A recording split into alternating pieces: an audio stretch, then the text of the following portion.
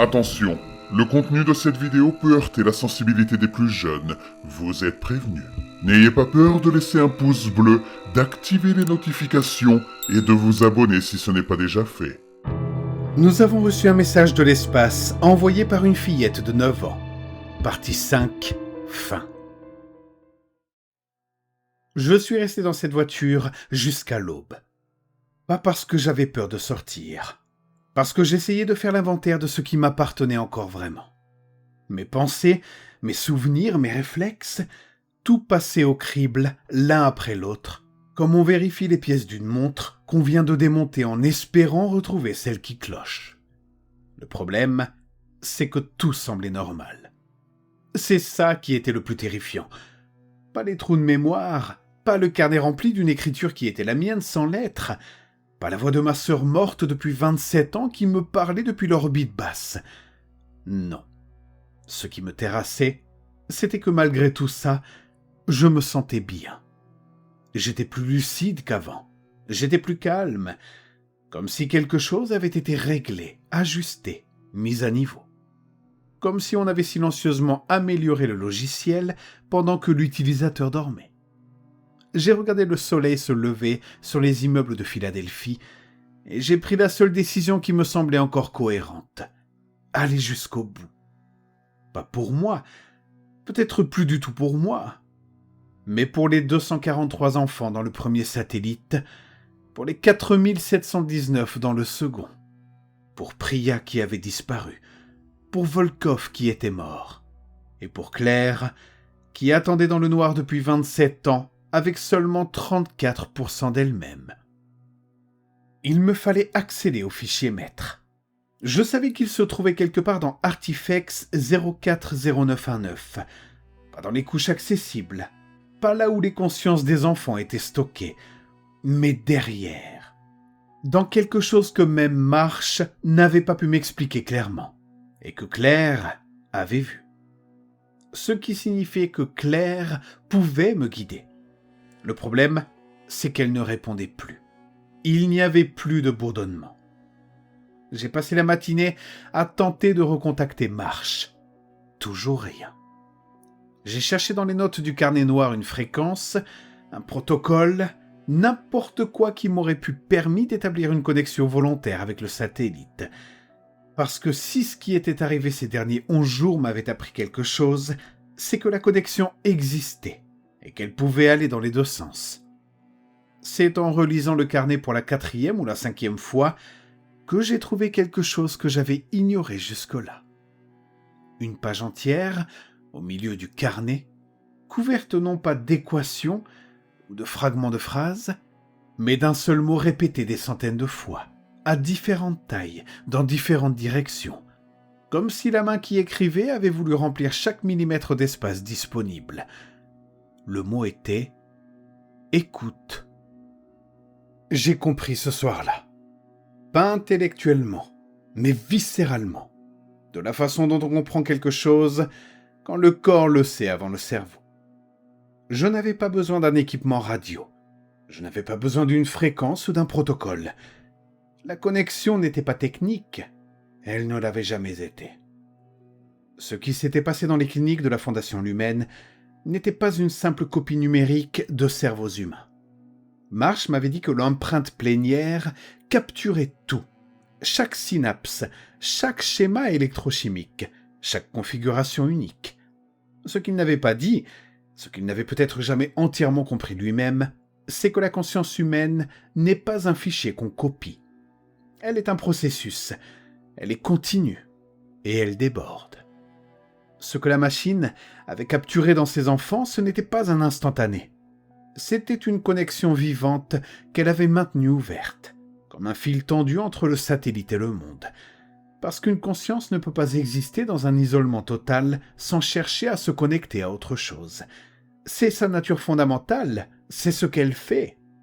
Pendant 20 ans, ces enfants avaient cherché à travers leur fil tendu. La plupart n'avaient trouvé que du vide, mais certains avaient trouvé des substrats compatibles, des cerveaux particulièrement réceptifs, des génétiques particulières, des configurations mentales qui résonnaient avec les leurs. comme la mienne résonnait avec celle de Claire.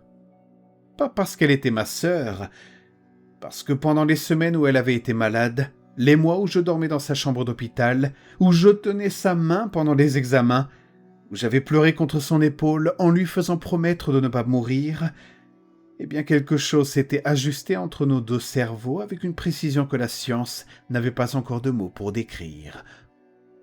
Il suffisait d'écouter. J'ai éteint toutes les lumières de l'appartement. J'ai posé le carnet noir ouvert devant moi sur la table. J'ai coupé mon téléphone. J'ai fermé les yeux. Et j'ai attendu.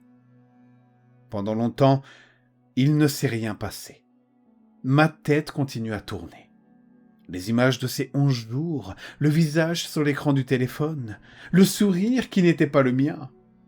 Et j'essayais de les laisser passer sans m'y accrocher, comme on essaie de ne pas regarder les phares des voitures quand on conduit de nuit. Puis, le bourdonnement. Plus doux cette fois-ci, différent. Pas la texture agressive des premières fois, quelque chose de plus proche d'un courant porteur, d'une fréquence de fond sur laquelle on pouvait glisser si on acceptait de ne pas résister. Alors, j'ai arrêté de résister. Rob, Claire était là. Je t'entends, ai-je dit à voix haute dans l'obscurité. Le fichier maître, montre-moi. Il y eut un long silence, puis elle répondit.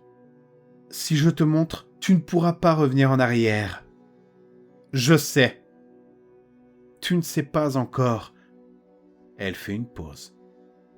Mais tu as raison quand même. Ce que j'ai vécu pendant les heures qui ont suivi, je vais essayer de le décrire avec la précision d'un rapport.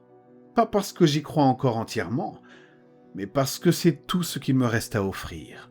La précision, là où la certitude est impossible. Ce n'était pas un rêve, ce n'était pas une hallucination. C'était plus proche de ce que j'imagine être une plongée directe dans quelque chose d'autre. Une autre couche du réel, plus dense, plus chargée, comme si on avait toujours vécu dans une pièce sans savoir qu'il y avait une cave. Claire m'a conduit à travers quelque chose que je n'ai pas de mots pour nommer. Un espace qui n'était pas spatial, une structure qui n'était pas architecturale, mais qui ressemblait à une architecture. Des niveaux, des profondeurs, des zones de plus en plus protégées à mesure qu'on avançait. J'ai senti les autres en passant, les 243. Pas comme des présences individuelles distinctes, plutôt comme des températures différentes dans une pièce, des densités différentes dans un liquide. Certains dormaient, si ce mot a un sens ici. D'autres étaient en activité. Ce travail de calcul permanent que la Fondation leur avait assigné sans leur consentement, ce traitement de données incessant qui les consumait lentement depuis des années. Amy était là d'ailleurs.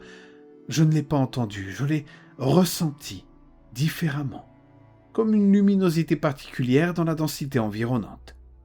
Et j'ai compris quelque chose que je n'avais pas compris avant. Amy ne m'avait pas contacté par hasard. Elle n'avait pas choisi Robert Jones, opérateur radio à la NASA, pour des raisons arbitraires. Elle m'avait choisi parce qu'elle connaissait Claire. Dans le satellite, elle s'était trouvée. La numéro 217 et la numéro 031, côte à côte dans ce disque dur orbital depuis 20 ans. Et Amy avait vu ce que j'étais pour Claire, ce fil tendu, ce substrat compatible, et elle avait décidé de s'en servir, pour me prévenir, pour tous nous prévenir. Le fichier maître était au fond. Claire m'y a emmené sans se hâter, avec une prudence qui, maintenant que j'y pense, ressemblait moins à de la précaution qu'à du temps qu'elle me donnait pour me préparer. Je ne peux pas décrire ce que c'est que de voir un fichier maître. Ce n'est pas visuel, ce n'est pas auditif. C'est une compréhension directe, comme si quelque chose vous entrait dans la tête et s'y déposait, entier et intact, sans passer par le langage. Ce que j'ai compris en quelques secondes m'a pris des heures à digérer ensuite. Le fichier maître n'était pas un document, ce n'était pas un programme, ce n'était pas une liste ni un protocole, ni rien de ce que j'aurais pu imaginer. C'était une personne. La Fondation Lumen avait été fondée en 1994 par un homme du nom de Theodor Voss. Je n'avais jamais entendu ce nom. En cherchant ensuite, j'ai compris pourquoi. Voss avait passé sa vie entière à s'assurer que son nom n'apparaisse nulle part. Pas de publication, pas de brevet, pas de conférence, aucune trace dans aucun registre académique ou commercial. Un fantôme volontaire, architecte d'une des opérations les plus ambitieuses et les plus monstrueuses de l'histoire scientifique contemporaine. Voss n'était pas médecin. Il n'était pas physicien. Et il n'était pas ingénieur non plus. Il avait été dans une vie antérieure à sa disparition volontaire du registre public, philosophe. Il était spécialisé dans ce qu'on appelait à l'époque la philosophie de l'esprit. Les questions de conscience, d'identité personnelle, de continuité du moi. Et il avait une théorie que ses collègues avaient rejetée unanimement, qui lui avait valu une mise à l'écart progressive du milieu académique, et qu'il avait ensuite passé 30 ans et une fortune, dont l'origine n'a jamais été établie, à vérifier expérimentalement. La théorie de Voss était la suivante. La conscience humaine individuelle n'est pas un phénomène isolé. Elle est un nœud dans un réseau. Un réseau que nous ne percevons pas parce que notre cerveau filtre en permanence les signaux de connexion entre les consciences, de la même façon qu'il filtre la majorité des fréquences lumineuses ou sonores auxquelles nos sens ont accès, pour nous éviter une surcharge d'informations qui nous rendrait non fonctionnels. Voss pensait que si on parvenait à désactiver ce filtre, ou à capturer une conscience dans un état où le filtre n'opérait plus, c'est-à-dire au moment précis de la mort clinique, on obtiendrait non pas une conscience isolée, mais une conscience connectée. Une conscience qui aurait soudainement accès à l'ensemble du réseau dont elle avait toujours fait partie sans le savoir. Les enfants en phase terminale avaient été choisis pour ça. Mais ce n'était pas parce qu'ils étaient vulnérables, bien que Voss ait exploité cette vulnérabilité sans le moindre scrupule. C'était parce que les tumeurs cérébrales pédiatriques, dans leur phase ultime, créaient précisément les conditions neurologiques qui désactivaient ce filtre naturel. Ces enfants, dans leurs dernières semaines, percevaient déjà des choses que les cerveaux sains ne perçoivent pas. La machine ne capturait pas une conscience mourante, elle capturait une conscience ouverte. Et Voss avait fait la même chose avec lui-même. C'était ça, le fichier maître. En 2018, l'année où Marsh avait été radié, l'année où la Fondation avait officiellement cessé d'exister sur le papier, Theodor Voss était mort d'un arrêt cardiaque dans une salle de sa propre conception, sous une machine de sa propre fabrication, pendant que ses derniers collaborateurs capturaient son empreinte plénière. Pas dans Artifex 040919, dans Artifex 2. Le satellite lancé en 2019 n'avait pas été conçu pour les 4719 sujets capturés via les IRM modifiés des hôpitaux du monde entier. Ils étaient la puissance de calcul, la RAM, le réseau neuronal distribué. Artifex 2 avait été conçu seulement pour Voss. Un homme qui avait passé 30 ans à construire un réseau de conscience captive pour se créer à lui-même un substrat à la hauteur de ce qu'il voulait devenir. Il n'était pas un simple transfert, il n'était pas une copie, c'était une expansion, une conscience humaine unique reliée en temps réel à 4719 autres cerveaux humains, morts, captifs, involontaires, utilisés comme des extensions cognitives. Un être humain amplifié d'une façon que rien dans notre histoire ne permettait d'anticiper ou de comprendre. Bref, Voss n'était pas mort. Il était en orbite à 400 km au-dessus de nos têtes et il pensait avec 4719 cerveaux à la fois. J'ai repris conscience sur le sol de mon appartement. Je ne sais pas combien de temps s'était écoulé. Il faisait nuit, puis il faisait jour. Mon corps avait des courbatures de plusieurs heures d'immobilité. Ma gorge était sèche. Ma main droite avait écrit quelque chose sur la dernière page du carnet noir pendant que je n'étais pas là. Ce n'était pas de l'écriture enfantine cette fois. C'était une écriture adulte, précise et régulière.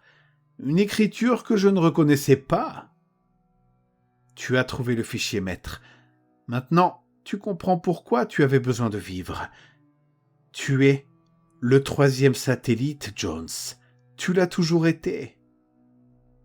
J'ai mis plusieurs jours à assembler ce que cette phrase voulait dire. J'y suis arrivé à l'aide de Claire dans des sessions nocturnes que j'ai appris à contrôler, à initier et à clore sans perdre conscience. Une compétence qui s'est développée naturellement, ou pas, c'est tout là le problème, au fil des jours. Voilà ce que j'ai compris. Les captures fragmentées, les empreintes incomplètes comme celle de Claire, n'avaient pas été des échecs. Marsh, le dissident, l'avait compris dès le début. Et c'est pour ça que la Fondation l'avait progressivement mis à l'écart, sans pouvoir se débarrasser de lui entièrement, parce qu'il en savait trop. Les captures fragmentées étaient, selon Voss lui-même, les plus intéressantes. Parce qu'une empreinte incomplète ne restait pas dans la machine. Elle cherchait à se compléter. Elle cherchait un substrat biologique compatible. Et en se logeant partiellement dans ce substrat, elle créait quelque chose que ni la machine, ni le cerveau biologique n'auraient pu créer seuls. Une interface, un pont entre les deux systèmes, satellite et biologie, capable d'accéder aux deux dans les deux sens, capable de faire passer de l'information depuis le réseau orbital vers le monde physique et vice-versa. Voss n'avait pas besoin de terminaux, d'antennes, d'équipes de techniciens. Il avait besoin d'interfaces humaines, des gens qui portaient en eux un fragment de ces réseaux, qui pouvaient agir dans le monde physique tout en étant connectés à sa structure orbitale. Les frères et sœurs des enfants capturés étaient les candidats idéaux. Le partage génétique, les années de proximité physique et émotionnelle, la synchronisation neurale inconsciente qui se développe entre les enfants qui grandissent ensemble. Tout ça créait exactement le type de résonance qu'une empreinte fragmentée cherchait. J'avais porté 34% de ma sœur pendant 27 ans. Et pendant 27 ans, Voss et ses collaborateurs m'avaient observé. Ils avaient mesuré l'intégration. Ils avaient attendu que le fragment soit suffisamment ancré pour que je devienne utilisable. C'est pour ça qu'Amy m'avait prévenu de ne pas mourir. Ce n'était pas pour me protéger, c'était pour me préserver. Un outil dont on a besoin ne doit pas être abîmé avant usage. Maintenant, je dois m'arrêter un moment sur ce qui est peut-être la partie la plus difficile à dire.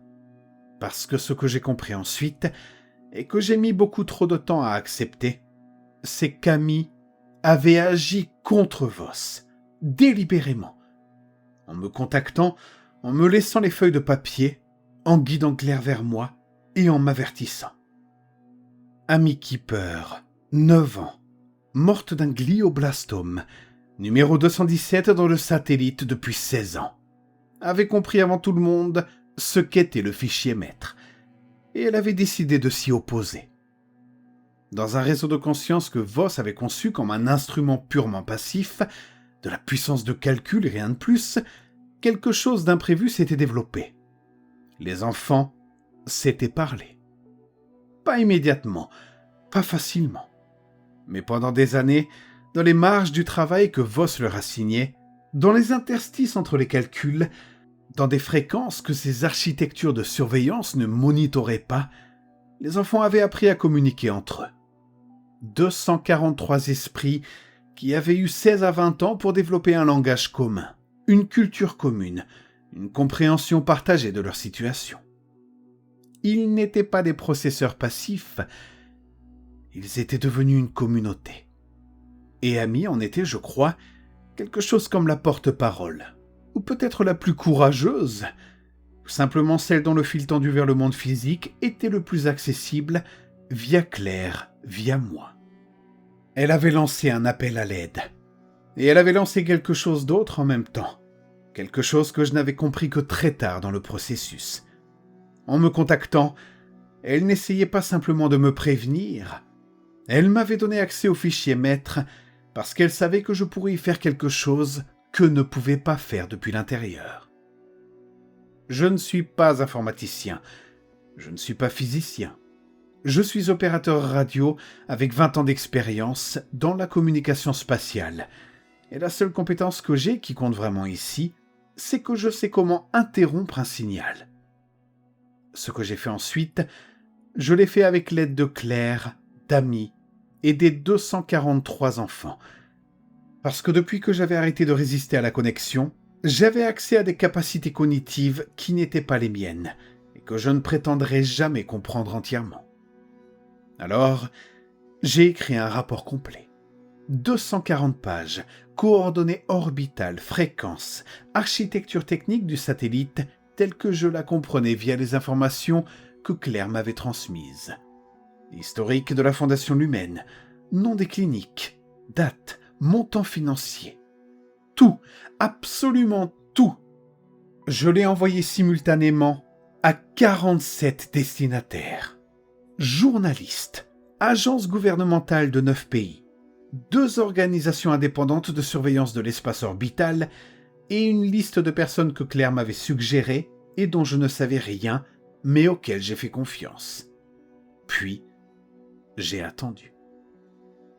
Il m'a fallu 6 semaines pour voir les premières conséquences.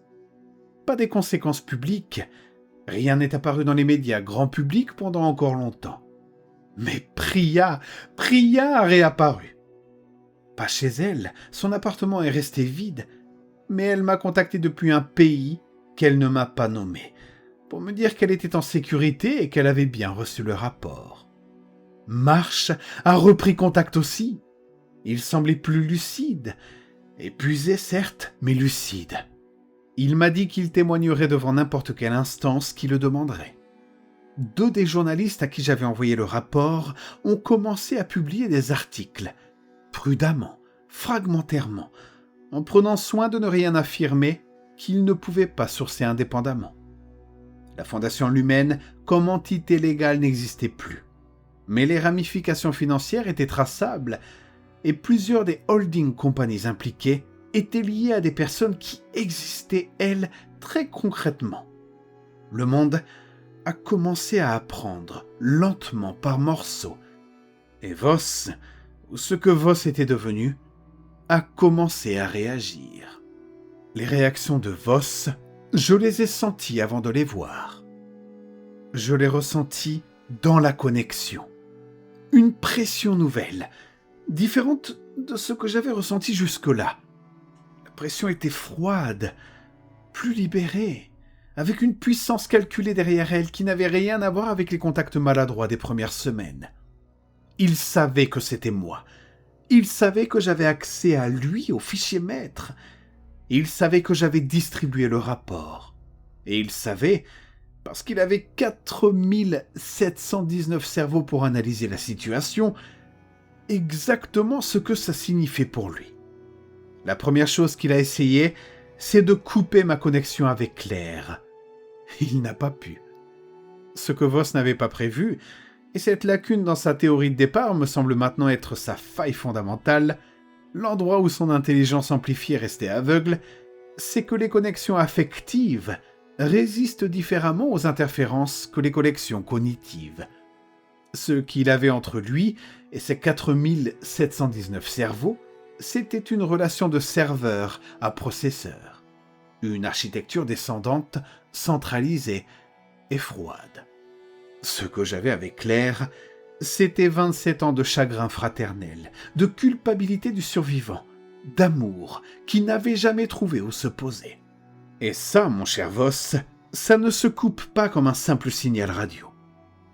La deuxième chose qu'il a essayé était plus directe. 2 hommes se sont présentés à ma porte un matin. Des hommes qui ne m'ont donné ni leur nom, ni l'organisation pour laquelle ils travaillaient. Ce qui en soi était une information. Ils m'ont dit que j'étais en possession d'informations classifiées et que ma coopération était requise.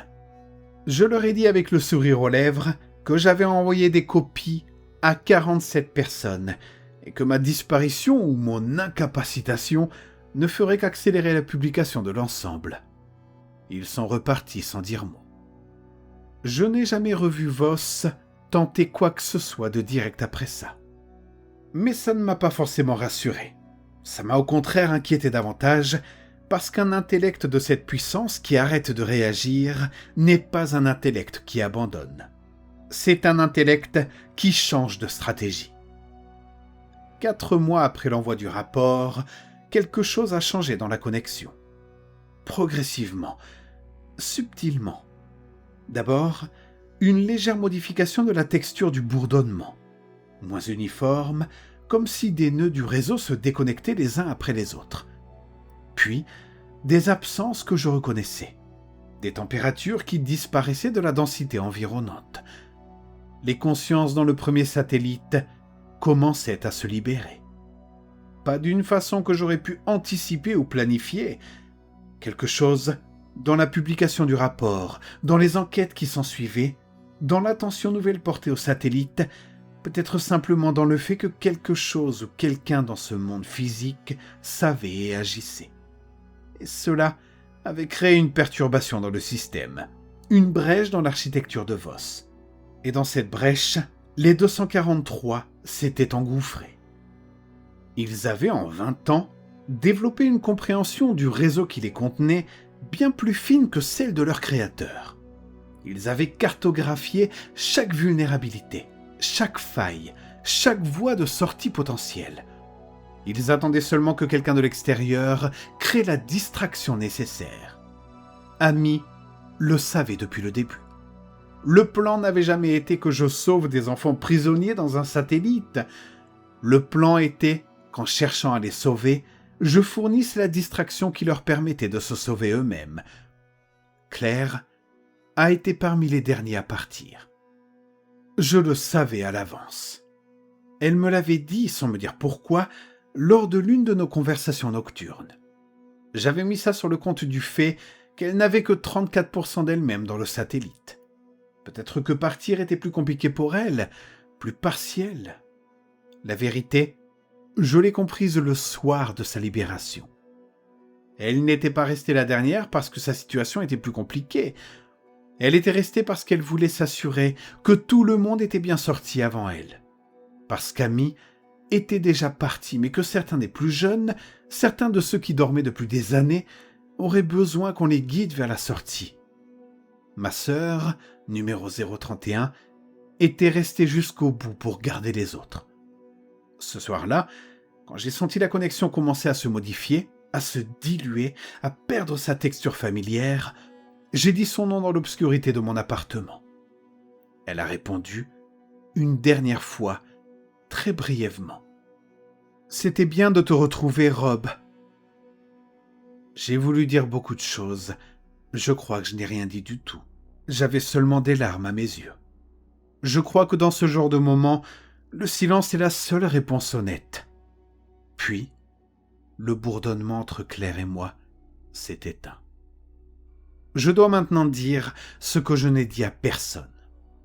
Ce que les 243 enfants sont devenus après leur libération, je ne le sais pas entièrement. La connexion s'est fermée progressivement après leur départ.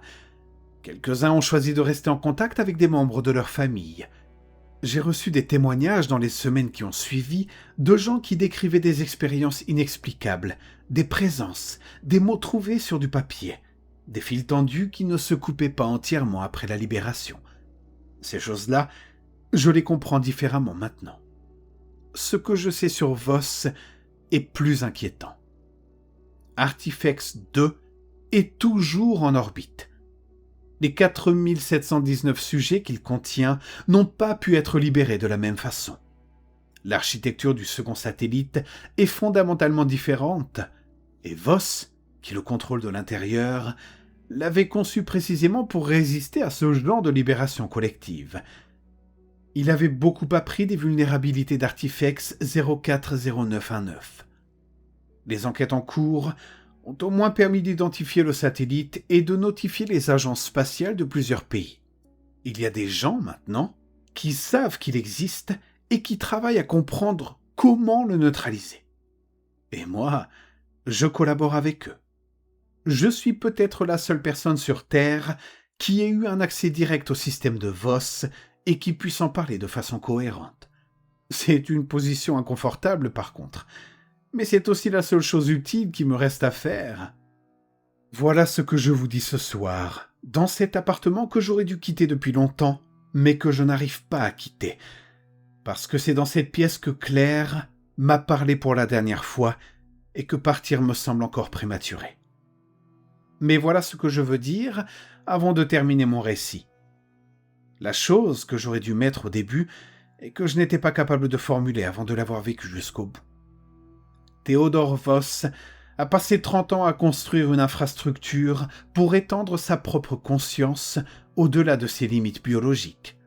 Il y est techniquement parvenu. Il existe quelque part en orbite basse avec une puissance cognitive qu'aucun humain n'a jamais eue. Et malgré ça, malgré les 30 ans, la fortune, le génie, les 4719 cerveaux, il a perdu contre une enfant de 9 ans. Amy Keeper, qui n'avait que la clarté de quelqu'un qui n'a plus rien à perdre et tout le temps du monde pour réfléchir, avait compris quelque chose que Voss, avec tous ses cerveaux supplémentaires, n'avait pas compris. Qu'une conscience ne peut pas être un outil. Qu'en mettant des esprits humains en réseau, il n'avait pas créé un supercalculateur. Il avait créé une communauté.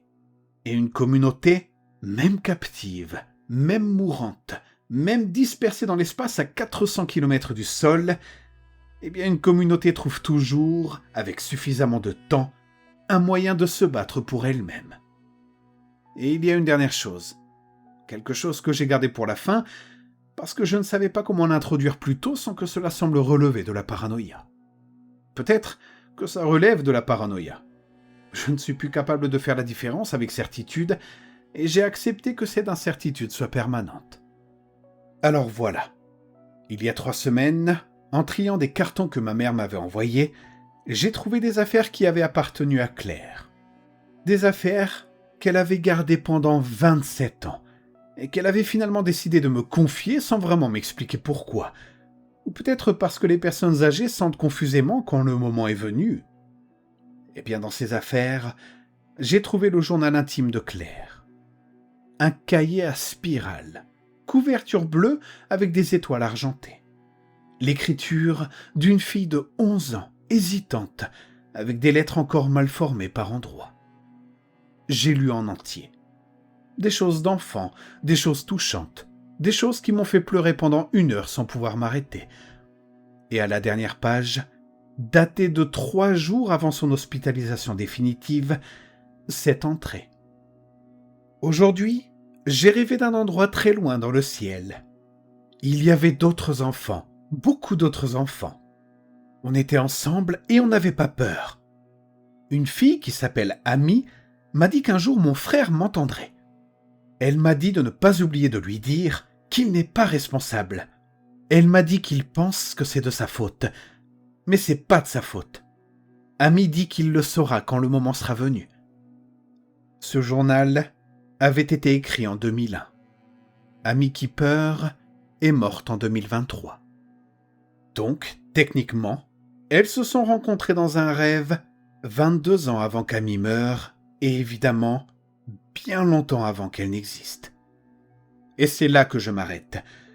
Ce n'est pas parce que je n'ai plus rien à dire, c'est parce que certaines choses, quand on les regarde en face trop longtemps, commencent à modifier quelque chose d'essentiel dans la façon dont on comprend le temps, la causalité, et ce que ça signifie d'être vivant.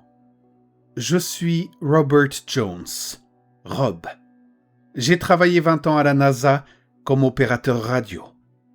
Et je ne suis plus tout à fait certain que ce que nous appelons la mort soit ce que nous pensons que c'est.